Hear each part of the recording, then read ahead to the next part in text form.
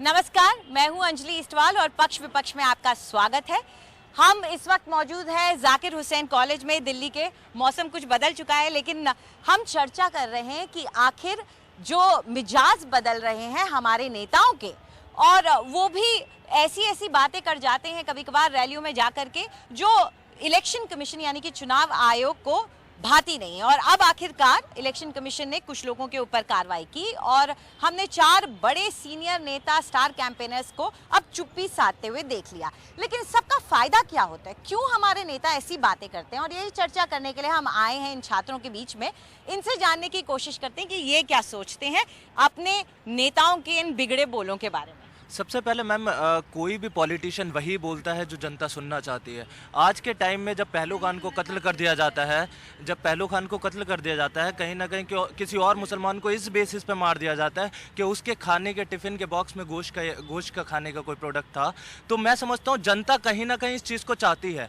अगर कोई भी आपको लगता है जनता ये कुछ लोग हैं जो चाहते हैं, इसी वजह से ये हो रहा है। अगर जनता पूरी तरीके से इन बोलों पे उन्हें नकारना शुरू कर दे तो एक इलेक्शन के बाद वो इस बारे में बात करना भी भूल जाएंगे। वो इलेक्शन तो अब आएंगे तो हमें पता चलेगा कि आप मेरे ख्याल से क्योंकि इनसे अलग सोच रहे हैं। यस मैम, मेरा कहना यह है कि जो जनता है वो हम ही से जनता बनती है, तो कभी हम ये नहीं चाहेंगे कि हमारे देश में कभी रिलीजन के बेस पे या कास्ट के बेसिस पे डिस्क्रिमिनेशन हो। हम ऐसी कंट्री है जो जहाँ डाइवर्सिटी में बहुत सारे रिलीजन और कास्ट रहते हैं, उनके साथ भी हम यूनिटी के साथ रहते हैं। तो ये कहना हमारे लिए गलत होगा कि किसी एक रिलीजन बेसिस है कि वो चाहते हैं किसी मुस्लिम को मार दिया जाए तो हम वोट प्रोपेगेंडा को कमा के वहाँ पे हम अपना तो जब मौका मिलेगा लोगों को तो वो बताएं। बिल्कुल बता सकते हैं मैम। तो आप क्या कह रहे हैं? हमारे जो देश के प्रधान सेवक है बेसिकली वो रिलीजन के ऊपर ही वोट मांगते हैं। रिसेंटली उन्होंने एक भाषण दिया था रैली में, उन्होंने पुलवामा में शहीद जो जवान थे, जो वो रिलीजन नहीं है, वो नेशनलिज्म के नाम। जी वो नाम पे वोट मांग, रिलीजन के नाम पे, कास्ट के नाम पे। हमारा जो कंट्री है धर्म निरपेक्ष कंट्री है। अल्लामा इकबाल साहब ने क्या कहा है कि मजहब नहीं सिखाता आपस में बैर रखना, हिंदी हम वतन हिंदुस्तान हमारा। तो अगर हमें अपने देश को अच्छे हाथों में देना, लोकतंत्र को मजबूत बनाना, तो उसके लिए रिलीजन नहीं, हमें हिंदुस्तान से वोट मांगना, ना कि किसी हिंदू और मुस्लिम से, हमें हिंदुस्तान से वोट मांगना चाहिए। बहुत अच्छी बात कही, हिंदुस्तान से वोट मांगना है, यानी कि आपको भूलना पड़ेगा कि यहाँ पे अलग अलग धर्म और जाति के बीच में आप लोगों को नहीं बांट सकते हैं। आप क्या कहना चाहेंगे साहब? मैं कहना ये चाहूँगा कि ये हिंदुस्तान जो है ये सेकुलर मुल्क है, और इस मुल्क में जब पॉलिटिक्स यहाँ जो होती है वो धर्म के नाम पे या जाति के नाम पे होती है। पॉलिटिक्स को कभी भी रिलीजन पे नहीं जोड़ना चाहिए। ये व्यक्तिगत मामला है, मतलब हर एक का। अपने अपने मज़हब से, चाहे हिंदू हो, मुस्लिम हो, सिख हो, ईसाई हो, उसका व्यक्तिगत मामला है, मतलब अपने धर्म की अदायगी करे। लेकिन जब पॉलिटिक्स का मामला है तो उस वक्त इक्वल होना चाहिए, बराबर होना चाहिए, सबको सम्मान मिलना चाहिए और सबकी तरक्की के लिए बात करनी चाहिए। लेकिन इस पर अमल नहीं हो रहा है यहाँ मैं ये पूछना चाहूँगी, मजहब जैसे ये कह रहे हैं, अपना धर्म बहुत ही व्यक्तिगत मामला है और शायद जब वोट मांगे जाने चाहिए वो सामाजिक बातों पे मांगने जाने चाहिए, लेकिन ऐसा होता नहीं है। हाँ, आप लोग। हाँ, जैसे कि हमने देखा हमारे पॉलिटिकल लीडर्स जो हैं वो औरतों के बारे में उल्टा बोल के वोट्स मांगने की कोशिश कर रहे हैं। ऐसा जनता बिल्कुल भी नहीं चाहती है, लेकिन फिर भी पॉलिटिकल पार्टीज़ को समझ नहीं आ रहा है। असली मुद्दों में आने के बजाय वो लोग बेफजूल की बातें कर रहे हैं, हमें घुमाने की कोशिश। मैनिफेस्टो में जो चीज़ लिखी जाती है इलेक्शन से पहले लिखी जाती है, लेकिन वो चीज़ लागू नहीं की जाती, उसके लिए कोई भी कानून नहीं बनाया जाता और प्रोमिस किए जाते हैं, but we can see them happening. Accountability चाहती हैं कि अगर आपने प्रॉमिस किया तो ये हमें दीजिए भी, और इसका कोई ना कोई तरीका होना चाहिए, ये अच्छा तरीका है। जैसे कि बात शिक्षा की चल रही है, हाँ। तो शिक्षा की व्यवस्था को बेहतर बनाने के लिए सबसे पहले काम यह करना है कि शिक्षकों की व्यवस्था को बेहतर बनाया जाए। जैसे चंडीगढ़ और हरियाणा के अंदर अतिथि शिक्षकों के लिए जो पॉलिसी बनाई गई, वही दिल्ली के अतिथि शिक्षकों के लिए या और राज्य के जो अतिथि शिक्षक हैं उनके लिए भी पॉलिसी बनाई जाए। तो दिल्ली में जो ये अतिथि शिक्षकों के साथ इस तरीके का सरकार व्यवहार कर रही है, पहले क्या कहते हैं 30 तारीख थी हियरिंग, सुनवाई जो थी, अब उसको टाल करके 12 अप्रैल। आप लोगों की पढ़ाई पर असर पड़ता है इसका? यस मैम, खास तौर से इसका पढ़ाई पर असर पड़ता है। स्ट्राइक होती हैं इसके चलते, और स्ट्राइक होती हैं तो क्लासेस सस्पेंड रहती हैं, तो हम पर ही डायरेक्टली वे पे हमारे पर ही इसका ज़्यादा। तो हम क्वालिटी ऑफ एजुकेशन की बात करते हैं, लेकिन यहाँ जब एजुकेशन ही नहीं मिलेगी तो वो भी चिंता करने की बात बन जाएगी कि आप कहाँ से क्वालिटी बेहतर बनाएंगे जब शिक्षक ही नहीं है। मैं धर्म के नाम पे वोट मांगने वाले नेताओं से भी ये भी पूछना चाहूँगा कि अगर वो धर्म के नाम पे वोट मांग रहे हैं और उनने अगर मंदिर के नाम पे वोट मांगा तो मंदिर अभी तक बना क्यों नहीं? अगर वो धर्म के नाम पर ही मांग रहे हैं, ना वो धर्म के नाम पे अपने जो उनके वादे हैं उसे पूरा कर पा रहे हैं और ना ही वो और सामाजिक मुद्दों पे कर पा रहे हैं। वो अभी उनकी डावाडोल स्थिति है, वो ना इधर के रह पा रहे हैं ना उधर के रह पा रहे हैं। मतलब ये कह रहे हैं कि उसका फायदा हो भी नहीं रहा है, फिर भी वो बार बार मांगे जा रहे हैं। मैं इनकी बातों का कटाक्ष करते हुए सीधा कह रहा हूँ कि विश्व हिंदू परिषद किसी पार्टी से जुड़ी नहीं हुई है। वो बीजेपी पार्टी है, वो अपने आप में डेवलपमेंट है। उसे किसी का वोट या मंदिर बनाने से किसी को नहीं, विकास करना है और करके आ रहे हैं। कमल पार्टी वाकई कांग्रेस पार्टी का गठन हुआ है 1885 से लेकर अब तक। उन्होंने जितना देश को बर्बाद किया है वो शायद ही किसी देश ने अपना, नहीं तो आज के अपना वर्ल्ड में। तो आपको लगता है बीजेपी रिलीजन के नाम पे नहीं मांगती है, विकास? हाँ, विकास के नाम पे, डेवलपमेंट के साथ। ठीक है, बिल्कुल। और हाँ, चलिए बताइए। कुछ गलती जनता की भी है, क्योंकि उसमें से कुछ रूढ़िवादी होते हैं। सारी गलती पब्लिक वो पॉलिटिक्स को नहीं दे सकते हम। जैसे ये कह रहे हैं कि जनरेशन गैप है, कुछ लोग समझ नहीं पाते बात। हाँ, कुछ क्योंकि ना कुछ पार्टी के कुछ ही लोग होते हैं जो रूढ़िवादी होते हैं, जो दंगे फसाद करते हैं धर्म के नाम पे। तो ये चीज़ भी पूरी तरह सौंपा नहीं जा सकता कि पब्लिक पॉलिटिक्स ही ऐसा करती है, कुछ जनता की भी गलती होती है। अच्छा, तो कुछ नेता शायद ऐसे हैं। हाँ। मैं आपके चैनल के माध्यम से बताना चाहता हूं कि अंग्रेज़ों ने भी डिवाइड एंड रूल पॉलिसी करके इस देश पे राज किया था। अभी भी हमारे बीच में कुछ ऐसे ही लोग मौजूद हैं जो डिवाइड एंड रूल पॉलिसी अपना रहे हैं और जो हिंदू मुस्लिम करके लोगों को बांट रहे हैं और राजनीति कर रहे हैं, सत्ता पा रहे हैं। और लोगों को पता भी चल रहा है, वो देख पा रहे हैं। जैसे पार्टियां है वो 15 लाख अकाउंट में भेज सकती हैं, कांग्रेस से 72,000 अकाउंट में भेज सकती है, लेकिन कोई जॉब नहीं दे सकता है। जॉब्स के बारे में, स्टूडेंट के बारे में कोई बात नहीं कर रहा है। और जैसे एक पार्टी है तो ये 5 साल का इनका गिनाते हैं कि ये कुछ नहीं किए। बीजेपी आती है तो इनका 70 साल का जुड़ाती है। अभी कांग्रेस आई है तो बस बीजेपी कर रही है कि 5 साल में कुछ नहीं किया। एक्चुअली ये भी इंटरेस्टिंग है, आखिर इनके पास इतना गिनाने के लिए कैसे हो जाता है? अगर कोई सरकार करती होती और जो वोट मांग रही है तो वो कुछ करती तो गिनाने के लिए भी ना होता। मैम, अगर कांग्रेस के सरकार में देखा जाए, जो हमारा रोजगार था तो 2.1 था, लेकिन बीजेपी में आके गिर गया, 6.1 पे आ गया।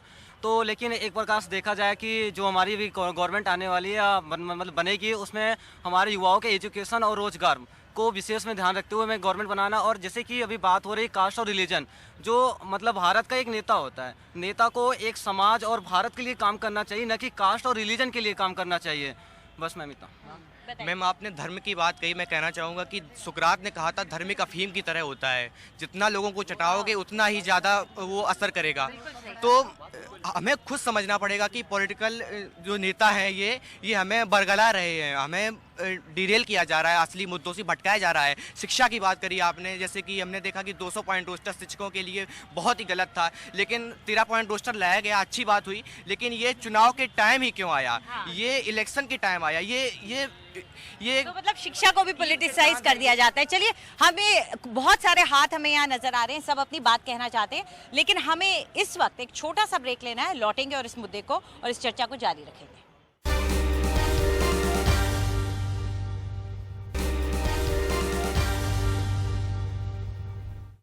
पक्ष विपक्ष में आपका फिर से स्वागत है। हम यहाँ चर्चा कर रहे हैं कि हमारे नेता जो कि धर्म के नाम पर या जात के नाम पर वोट मांगते हैं और फिर इलेक्शन कमीशन से उनको बोला जाता है कि भाई आप ऐसा नहीं कर सकते। बड़े बड़े स्टार कैंपेनर्स आज वो चुप्पी साध के बैठ गए हैं क्योंकि उन पर आदेश आ गया, उन पर गैग ऑर्डर है। लेकिन छात्र क्या सोचते हैं इसके बारे में हम यहाँ पर चर्चा कर रहे थे। हाँ, आपसे बात हुई थी अभी। हाँ, शुरुआत पीछे। हाँ मैम, ये नेता जो है अपने अटपटे बोल के न्यूज़ों में बना रहना चाहते हैं। अगर वो मुद्दों की बात करेंगे तो उनकी बातों को हर कोई नेगलेक्ट करेगा, लेकिन इस वजह से वो गलत बोल के चर्चाओं में बना रहना चाहते हैं। हम देखते हैं कि बेरोजगारी है, लेकिन कहीं ना कहीं बेरोजगारी क्यों है? क्योंकि क्वालिटी ऑफ एजुकेशन की बात कोई नहीं करता। हम देखते हैं कि एडमिशन जो है एक 80% पे भी हो रहा है, 60% पे भी हो रहा है। तो उससे फ़ायदा क्या? सबको एजुकेशन, आप डिग्री थमा देते हो तो उससे एक अगर क्वालिटी ऑफ एजुकेशन को देखते हुए सबको डिग्री मिलेगी तो उनको जॉब अपने आप ही मिल जाएगा। हाँ, तो डिग्री मिल जाती है, लेकिन उस डिग्री में ऐसी क्वालिटी नहीं होती या एजुकेशन उस डिग्री के हिसाब से उतनी अच्छी नहीं होती कि उनको नौकरी अपने आप ही मिल जाए। मैम, आज हमारे देश के जो बड़े बड़े नेता हैं, मंदिर मस्जिद और गाय के नाम पर वोट मांगता है। आज हमारे देश के विश्वविद्यालयों की बहुत बुरी हालत है। उच्च शिक्षा के नाम पे सीटें ख़त्म की जा रही हैं और हमारे एडमिशन नहीं मिल पाता। हमें बहुत ज़्यादा कंपटीशन बढ़ गया यूनिवर्सिटी में। अब हम बीए करने के बाद सोचते हैं कि हमें रोज़गार क्या मिलेगा। हमारे नेता एक तो बयान देते हैं कि आप पकौड़े का ठेला लगा लो, चाय की दुकान खोल लो, वो भी एमसीडी वाले उठा के ले आते। तो हम करें क्या? आज का वो नौजवान करे क्या? ये बात इन्होंने, अच्छा यहाँ पे भी। हाँ, चलिए बताइए। मैम, सबसे बड़ी बात है, जब तक हम पॉलिटिक्स को इससे अलग नहीं करेंगे, मतलब पॉलिटिकल लोग जो हैं वो धर्म से अलग हाँ, धर्म से नहीं अलग करेंगे तब तक हम आगे नहीं बढ़ सकते। ये रियलिटी है, ये हमें मानना पड़ेगा और यही फेथ है, इसके अनुसार चलना पड़ेगा। मैम मुझे लगता है कि क्योंकि आजकल की जनरेशन जो है वो बहुत ही ज़्यादा नॉलेजेबल है, क्योंकि हर चीज़ से अवेयर है।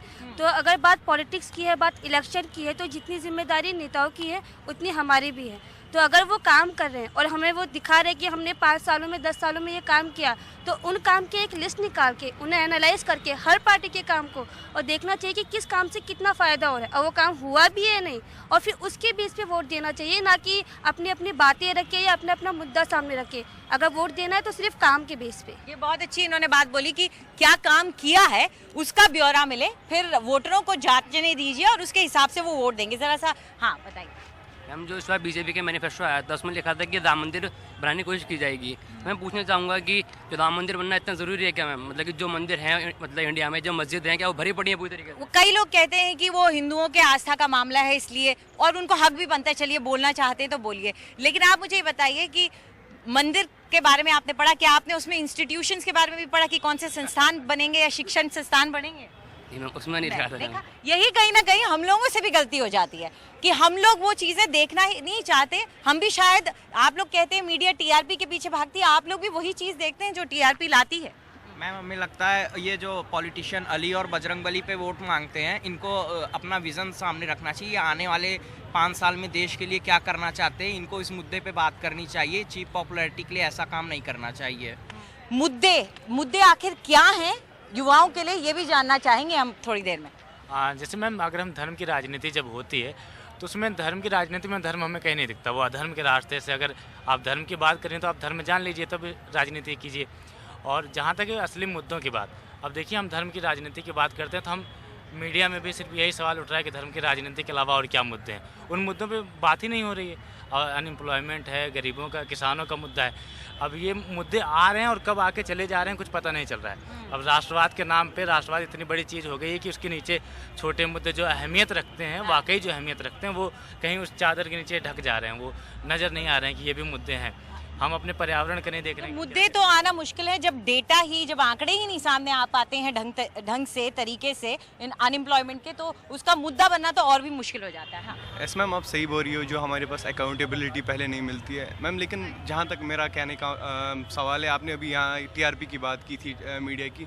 मैम जहाँ तक हम जानते हैं जो मीडिया था वो 5वां स्तंभ था डेमोक्रेसी का, वी कॉल इट 4था स्तंभ, उसको हम बोलते हैं 4th पिलर ऑफ डेमोक्रेसी। इसकी वजह से क्या होता है, यही था कि जिसने मतलब इस देश में जहाँ भी, जिस देश में भी स्टेबिलिटी होती है, तो आप देखिए इंडिया की जो प्रेस फ्रीडम है वो कितना पीछे चली गई है। ये this is the matter of concern for our country कि ये कहीं ना कहीं जहाँ तक लोग भी मतलब कुछ बायस ही देखना चाहते हैं, मीडिया क्यों दिखा रही है, हमारा मीडिया क्यों स्प्लिट हो गया आखिर। जो मीडिया कभी एक मेन स्ट्रीम मीडिया हुआ करता था। तो आप लोगों को लगता है कि ये इस तरह से अगर हिंदू मुसलमान मंदिर मस्जिद की बात चलती रहती है पार्टियों की तरफ से, उनको फायदा होता है इसका? नहीं, ये जो अनपढ़ लोग होते हैं वही इस चीज़ को नहीं समझ पाते और वही वोट दे जाते हैं भाव में, जो भी भाव होता है उस चीज़। तो मतलब असर पड़ जाता है कहीं ना कहीं, जो वो बोलते हैं उसका असर पड़ जाता है। मैम कहने का मतलब अगर हमें कुछ सीखना ही है तो अपने बुद्धिज्म को देख करके सीखना चाहिए। हमने कितना अपने ऊपर कंट्रोल करना चाहिए और कितना कि भगवान सिद्धार्थ भी अपने जो युग था उनको सब चीज़ धर्म और प्रथा को लेकर के, अगर समाज में अगर आगे आना है तो अपने किस मोटिवेशन से आगे बढ़ना है, शिक्षा को लेकर के, एजुकेशन को, अपनी फैमिली को लेकर के, ये डिपेंड अपने ऊपर करता है। हम लोगों में जो भी जात धर्म ये सब हमारे घर से ही पैदा होते हैं। जैसा माँ बाप हमको सिखाएंगे वही सोसाइटी में आता है। अगर अच्छा सिखाएंगे तो अच्छा आएगा, गलत सिखाएंगे तो गलत आएगा। जात धर्म पे सिखाएंगे तो जात धर्म सामने आएगी, भले ही हम पढ़े लिखे हों चाहे अनपढ़ हों। जैसा घर से, वक्त हमारे पास बिल्कुल कम रह गया, लेकिन आपने क्योंकि एक बार भी नहीं बोला आपका। मैम मेरा ऐसा मानना है कि भगवान हर एक इंसान के अंदर होता है, चाहे वो हिंदू हो, चाहे मुस्लिम हो, चाहे क्रिश्चियन हो।